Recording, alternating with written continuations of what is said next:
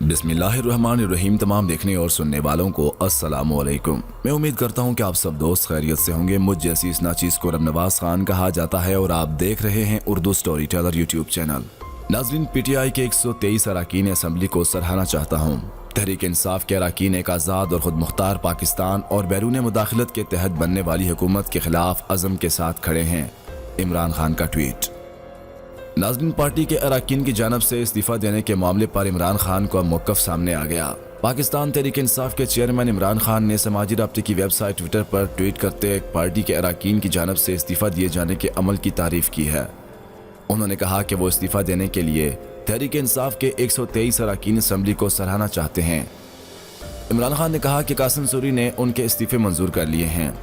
Chairman PTI ने कहा कि तहरीक इंसाफ के अरकान एक आज़ाद और खुद मुख्तार पाकिस्तान और बैरूनी मुदाखलत के तहत बनने वाली हुकूमत के खिलाफ अज़म के साथ खड़े हैं।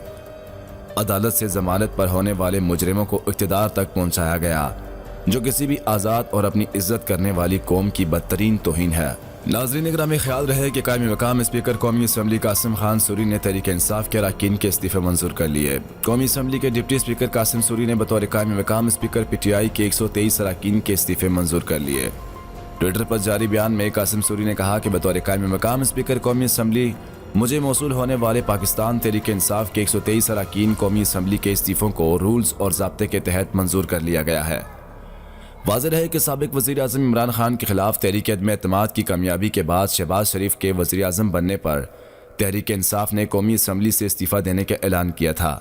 कौमी असम्बली सेक्रेटरीट ने इस्तीफ़ा मंजूर करने का नोटिफिकेशन जारी कर दिया। पीटीआई के रहनुमा फ़रह हबीब का कहना है कि पाकिस्तान तहरीक इंसाफ के 123 अरकान असम्बली के इस्तीफ़ा कौमी असम्बली के कायम मकाम स्पीकर कासिम सूरी ने मंजूर कर लिए हैं और कौमी असम्बली के सेक्रेटरीट ने बाकायदा नोटिफिकेशन जारी कर दिया है। और उन्होंने इसके साथ साथ कहा है कि इस्तीफ़ों की मंजूरी के बाइस मुल्क में आम इंतखाबात नागज़ीर हो चुके हैं।